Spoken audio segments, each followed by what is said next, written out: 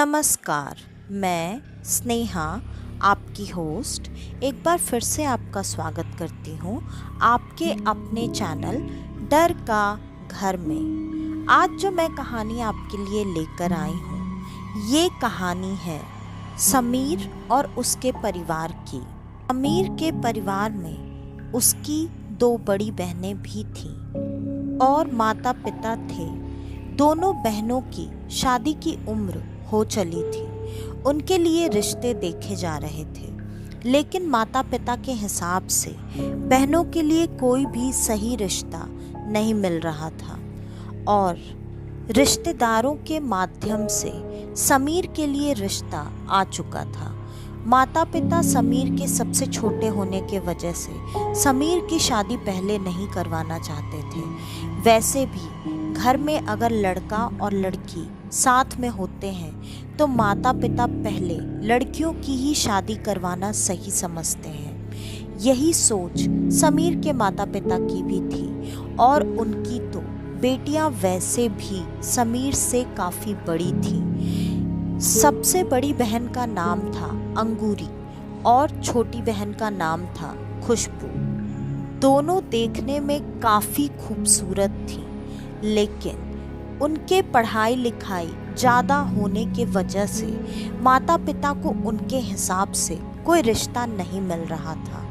वैसे भी उनके गांव में इतनी पढ़ी लिखी लड़कियां शायद ही कोई थी, लेकिन दोनों बहनों को इतना ज़्यादा पढ़ाने के लिए माता पिता ने इसलिए कभी कुछ नहीं सोचा, क्योंकि उनकी नज़र में बेटा और बेटी एक समान थे।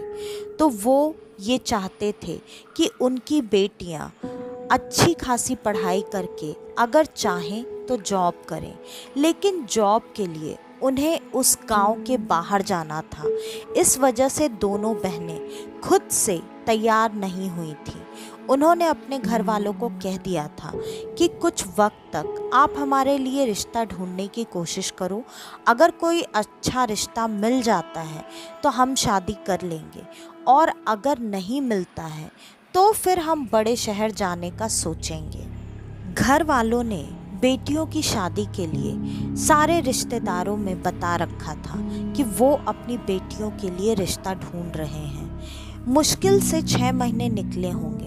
दोनों बेटियों के लिए एक ही घर से रिश्ता आ गया। ये बात माता पिता के लिए भी बहुत खुशी वाली थी कि उनकी बेटियां एक घर से जाकर एक घर में एक साथ ही रहेंगी। इस वजह से घरों में लड़ाई झगड़े और मतभेद भी बहुत कम हो जाते हैं। हाँ, कुछ जगह पर ये रिश्ता नहीं चलता, लेकिन ये अपनी अपनी सोच की बात है। इनके परिवार में ऐसा कोई भी चलन नहीं था कि ये इन चीज़ों पर किसी तरह का कोई भी ऑब्जेक्शन उठाएं। दोनों बेटियों का रिश्ता तय कर दिया गया और शादी की डेट भी रख दी गई। शादी की तैयारियां चल रही थी, सब कुछ बहुत अच्छा चल रहा था और माता पिता ने ये तय करके रखा हुआ था कि बेटियों के शादी के कुछ महीने बाद ही बेटे की भी शादी वो करवा देंगे। बेटियों की शादी बहुत धूमधाम से कर दी गई।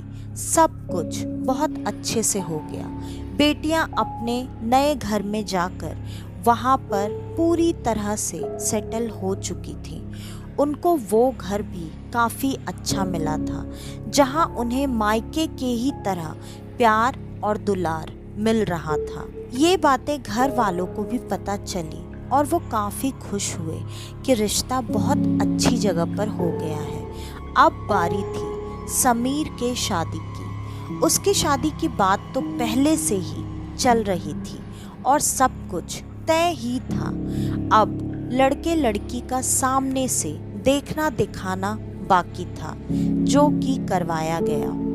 जब लड़की के परिवार वाले यहाँ लड़के के घर में लड़के का घर देखने के लिए आए तो लड़की के घर में जो उसके दादाजी थे वो थोड़ी बहुत ऊपरी हवा, झाड़ फूक, इन चीज़ों की जानकारी रखते थे, जब वो उस घर में आए तो उन्हें कुछ अजीब सा और अलग सा एहसास उस घर में हुआ, लेकिन उन्होंने ज़्यादा ध्यान नहीं दिया क्योंकि उस घर के परिवार वाले सारे लोग पांचों वक्त के नमाजी थे और वो कभी भी इन चीज़ों में चूकते नहीं थे। और लड़का भी बिल्कुल अपने माता पिता के ही नक्शे कदम पर चला करता था। ये सारी चीज़ें सोचकर, देखकर, आस पड़ोस से बातें पता करके रिश्ता तय हो चुका था। लड़का लड़की भी एक दूसरे से मिल चुके थे। सब कुछ बहुत अच्छा चल रहा था। समीर के भी शादी की डेट तय कर दी गई। बहनों को भी ये खबर भिजवा दी गई। बहनें शादी के कुछ दिन पहले ही अपने मायके में अपने भाई की मदद करने के लिए आ गई थीं। सारे परिवार में बहुत ज़्यादा खुशियों का माहौल फैला हुआ था। सारे रिश्तेदार फिर से कुछ महीने बाद इस दूसरी शादी के लिए भी इकट्ठा हो चुके थे और शादी की चहल पहल घर में चल रही थी। शादी का दिन भी आ गया और शादी बहुत अच्छे से धूमधाम से पूरी हो गई। घर पर जो दुल्हन आनी थी वो दुल्हन आ गई। दुल्हन देखने में बिल्कुल चांद का टुकड़ा थी। इतनी खूबसूरत दुल्हन जिसको देखकर सारे मोहल्ले वालों के मुंह से एक ही बात निकलती कि घर से 2 चांद के टुकड़े को विदा करके एक चांद का टुकड़ा लेकर आ गए हो। सब कुछ बहुत अच्छा चल रहा था। देखते ही देखते लगभग 1 साल निकल गए और अब समीर के पिता बनने की खुशखबरी भी आ चुकी थी। ये बहुत बड़ी खुशी की बात होती है सबके लिए, लेकिन पता नहीं क्यों ये खबर सुनते ही समीर के अम्मी अब्बू के चेहरे पर एक अजीब सी घबराहट, डर और दहशत फैल गई थी। समीर इस चीज़ को थोड़ा बहुत समझ रहा था, लेकिन उसे ये बात बिल्कुल समझ में नहीं आ रही थी कि ऐसा क्यों है और अम्मी अब्बू को इस चीज़ से खुशी होने के बजाय वो इतना डर क्यों रहे हैं, वो घबरा किस चीज़ से रहे हैं। लेकिन अक्सर समीर ये बात देखता कि उसके अम्मी अब्बू हमेशा आपस में किसी चीज़ को लेकर बहुत ज़्यादा संजीदगी से कोई बातें करते और समीर के आने पर बिल्कुल चुप हो जाया करते थे। समीर ने 1-2 बार अपने अम्मी अब्बू से ये बात जानने की कोशिश भी की, लेकिन वो हमेशा यही बोलकर टाल देते, बेटा बहुत सालों के बाद घर में ऐसी खुशखबरी आ रही है तो कहीं कोई ऊंच नीच ना हो जाए, बस हम इस चीज़ को लेकर चिंता में हैं, बाकी कोई बात नहीं है। और मुश्किल से 2 महीने निकले होंगे प्रेगनेंसी के कि समीर के अम्मी अब्बू दरगाह पहुंच गए थे मौलाना जी से किसी चीज़ के बारे में बातचीत करने के लिए। और वहाँ पर मौलाना जी ने उनको तसल्ली देते हुए कहा, आप क्यों चिंता कर रहे हैं, आप बिल्कुल परेशान मत होइए, इस बार ऐसा कुछ भी नहीं होगा। हाँ, अगर आपको ऐसा लगता है कि इस बार भी ऐसा होने वाला है तो आप अपनी बहू का जाकर सोनोग्राफी टेस्ट करा लीजिए, जिसमें आपको पता चल जाएगा कि बेटा होने वाला है या बेटी। और ये बात कहीं ना कहीं समीर के अम्मी अब्बू को बहुत अच्छी लगी और वो तीसरा महीना निकलने का इंतज़ार करने लगे। फिर उसके बाद जब भी ये पता चल सकता है कि प्रेगनेंसी में बेटा है या बेटी, वो उस हिसाब से अपनी बहू को डॉक्टर के पास लेकर गए और वहाँ पर उसका सेक्स डिटेक्शन चेक करवाया। और ये करवाने के बाद उन्हें ये पता लगा कि उनकी बहू को अब बेटा होने वाला है। ये बात सुनते ही ऐसा लगा जैसे समीर के अम्मी अब्बू के पैरों के नीचे से ज़मीन निकल गई हो। वो इस तरह से डर गए थे जैसे उन्होंने पता नहीं कौन सी खबर सुन ली थी। वो बहुत बहुत ज़्यादा परेशान हो गए और बहू को घर पर पहुंचाकर वो फिर से दरगाह पहुंच गए और वहां पर पहुंचने के बाद वो मौलाना जी के सामने रोने और गिड़गिड़ाने लगे। उन्होंने कहा, इस बार हम ऐसा कुछ नहीं करना चाहते हैं। हमें नहीं चाहिए कि हमारे बहू के बच्चे को कुछ भी हो। अब आप ही कोई उपाय निकालिए। आप ही हमें इस मुसीबत से छुटकारा दिला सकते हैं। वैसे भी हमारे खानदान में ना जाने आज तक कितने बच्चों की बलि चढ़ चुकी है। इस बार ऐसा होने से आप रोक दीजिए, कुछ भी कीजिए, कोई भी उपाय निकालिए। लेकिन मौलाना जी का एक ही कहना था। उन्होंने कहा, आपको भी पता है ये जो श्राप आपके खानदान पर लगा है, इसको उसके अलावा और कोई नहीं बदल सकता है। तो अगर आपको कोई भी माफ़ी मांगनी है या रहम की भीख मांगनी है तो आप उसी से मांगिए। मुझसे मांगकर कुछ नहीं होने वाला, आपको भी पता है। ये सुनकर समीर के अम्मी अब्बू अब कुछ नहीं बोलने और समझने के लायक बचे थे। उनको भी पता था जिस जगह पर उन्हें माफ़ी की भीख मांगनी थी, वहाँ वो कई सालों से और कई पीढ़ियों से भीख मांगते चले आ रहे थे, लेकिन उसका नतीजा आज तक कुछ भी नहीं निकला था और हमेशा उन्हें यही चीज़ भुगतनी पड़ती थी जो कि सदियों से उनके खानदान में चली आ रही है। और फिर भी उन्होंने एक उम्मीद मन में रखते हुए इस बार माफ़ी मांगने की फिर से सोची और वो अपने ही हवेली के एक कोठरी में पहुंच गए। वहां पर पहुंचने के बाद उन्होंने इत्र, दिया ये सब लगाकर किसी को बुलाना शुरू किया और बहुत देर तक उनके ऐसे बुलाते रहने के बाद कुछ नज़र तो नहीं आ रहा था, लेकिन पूरे कमरे में एक अजीब सा धुआं और रोशनी सी फैल गई थी। ये सारी चीज़ें समीर इतने दिनों से छुप छुप कर देख रहा था, क्योंकि कई बार उसके पूछने और जानने के बाद भी उसके अम्मी अब्बू उसे कुछ भी बताने को तैयार नहीं थे। और समीर को ये बात जाननी ही थी कि इतनी बड़ी खुशखबरी के बाद भी मेरे अम्मी अब्बू किस चीज़ को लेकर परेशान हैं और वो क्यों इतना डर रहे हैं। आखिरकार जिस चीज़ को वो देखना चाहता था उसको वो अब भी देख नहीं पा रहा था, लेकिन उसे एक बात समझ में आ गई थी कि ये कोई बहुत बड़ी शक्ति थी और समीर के अम्मी अब्बू उसके सामने पूरी तरह से घुटनों पर झुककर बैठे हुए थे और गिड़गिड़ाए जा रहे थे कि आप अब हमें माफ़ कर दीजिए, हमारी गलती की सज़ा आपने बहुत बार हमें दे दी है, कुछ भी कीजिए लेकिन इस बार हमें वही सज़ा फिर से मत दीजिए।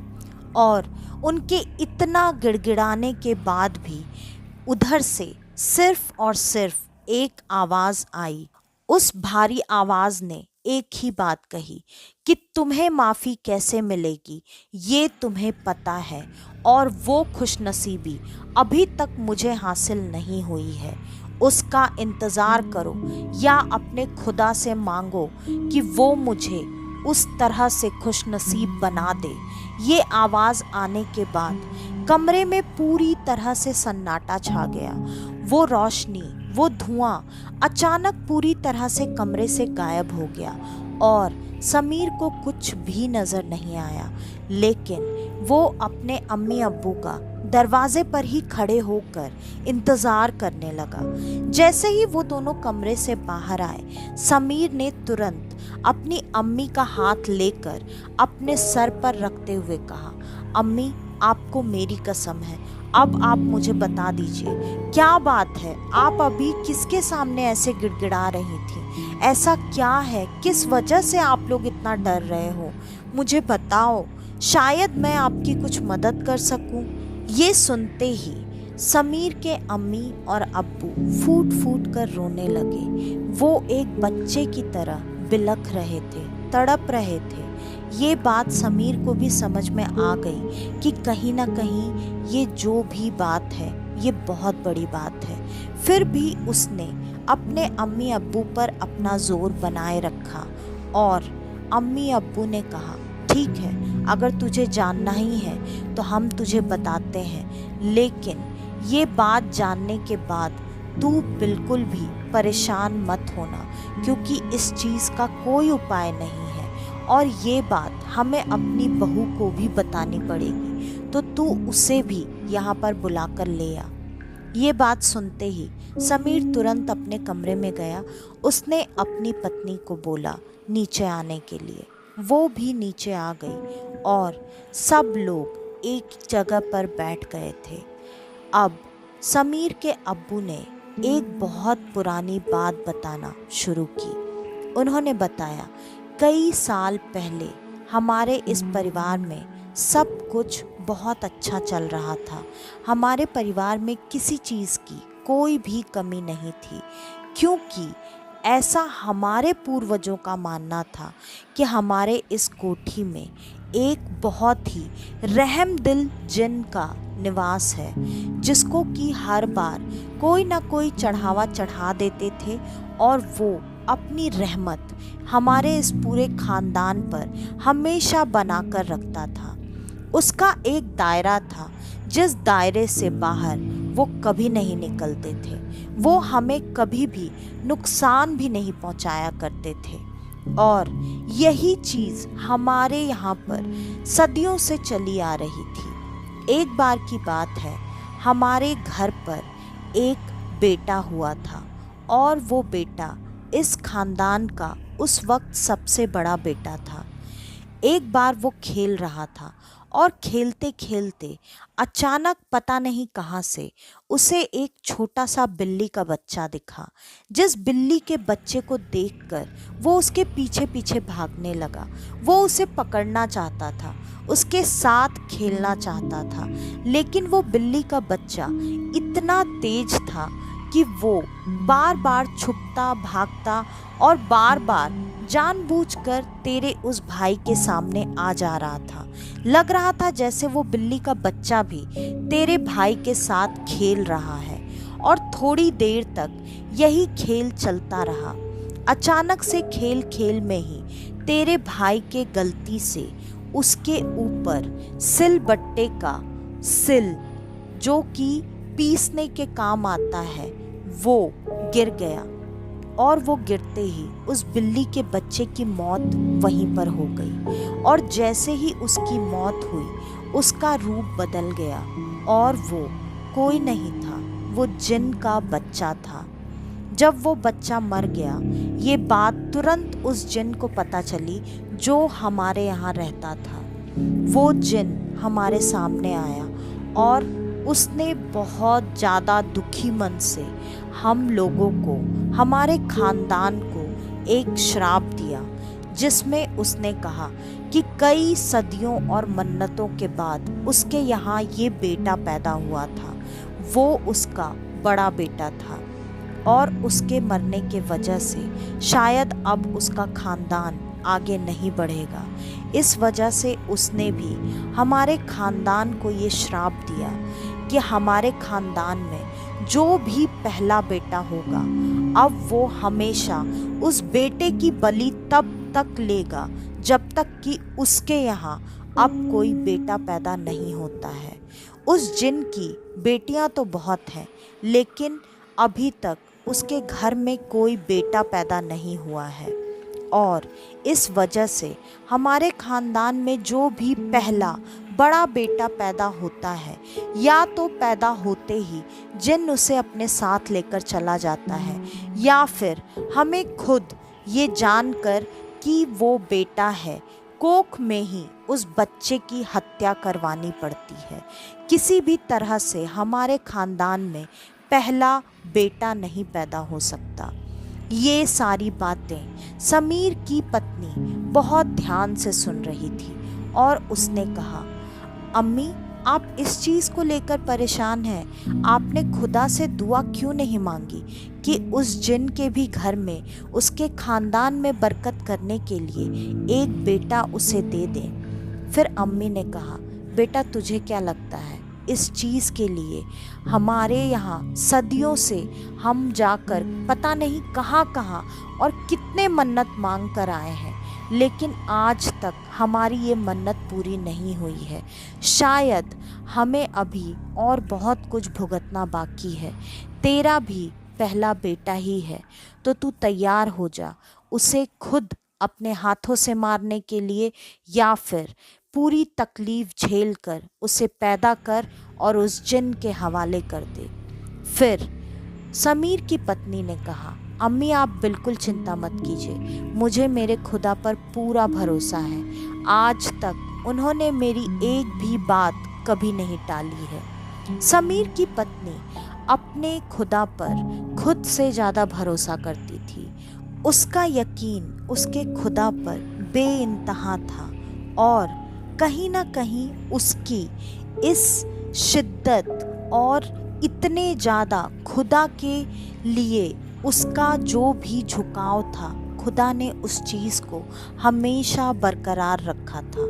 उसकी आज तक की जो भी दुआएं थी, खुदा ने हमेशा कबूल की थी और ये बच्चा भी उन्हीं खुदा की रहमत थी उसके लिए। और उसे ये पता था ये चीज़ उससे कोई भी नहीं छीन सकता। उसने पूरे विश्वास के साथ 9 महीने निकाल दिए और उन 9 महीनों में उसने अपने बच्चे की सलामती के साथ साथ उस जिन के यहाँ बेटा पैदा होने की भी दुआ हर रोज़ मांगी और कहीं ना कहीं खुदा उसके इस भरोसे को जैसे हमेशा बरकरार रखते आए थे, इस बार भी वो उनकी इस दुआ को कबूल करने वाले थे। और जिस दिन उनके यहाँ उनका बेटा पैदा हुआ और जब जिन आने वाला था, ये बात उसके आने से पहले पूरे परिवार वालों को अपने आप समझ में आने लगती थी और समीर के अम्मी अब्बू को ये चीज़ समझ में आ गई थी कि बस कुछ ही मिनटों में वो जिन सामने आने वाला है।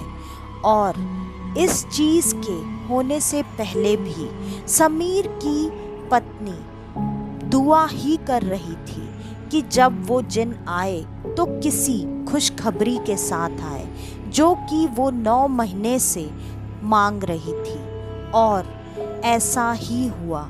जब वो जिन सामने आया तो वो यही बताने के लिए आया कि वो आज इस बच्चे को कहीं भी लेकर नहीं जाने वाला है, क्योंकि उसकी बहू की दुआ कबूल हो गई है और उसके यहाँ बेटा आने वाला है।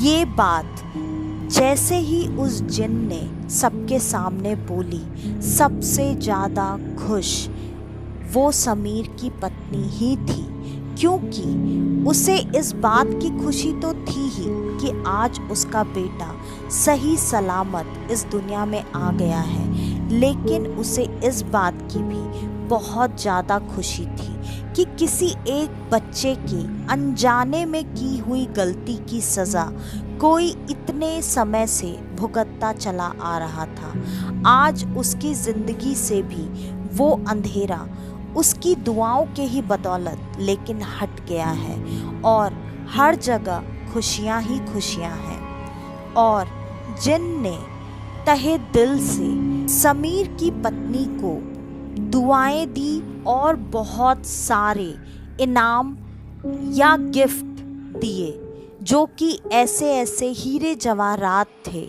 जिसको कि आज तक शायद किसी ने इस दुनिया में तो नहीं देखा होगा। और उसने ये भी कहा कि वो आज से इस बच्चे की रक्षा भी करेगा। फिर उसके बाद से उनके ख़ानदान में वही चलन फिर से चल पड़ा वो उस जिन को हमेशा उसी तरीके से चढ़ावा चढ़ाते रहे और वो जिन उनके ख़ानदान की, उनके परिवार की रक्षा करता रहा। तो आज की ये कहानी यहीं पर ख़त्म होती है। आपको हमारी आज की ये कहानी कैसी लगी हमें कमेंट करके ज़रूर बताइएगा, और हमारे इस चैनल को लाइक, शेयर और सब्सक्राइब करना बिल्कुल ना भूलें। आपके पास अगर आपकी ऐसी कोई कहानी हो तो डिस्क्रिप्शन में दिए ईमेल आईडी और इंस्टा आईडी पर आप हमें आपकी वो कहानी भेज सकते हैं, और चाहें तो हमें इंस्टा पर फॉलो भी कर सकते हैं। तो आज के लिए बस इतना ही। मैं स्नेहा, आपकी होस्ट, आज के लिए लेती हूँ अलविदा। कल वापस से आपसे मिलने आऊँगी और आप सबको लेकर जाऊँगी कुछ जाने अनजाने किस्से कहानियों के सफ़र पर, आपका अपना डर का घर में। तो कल तक के लिए नमस्कार।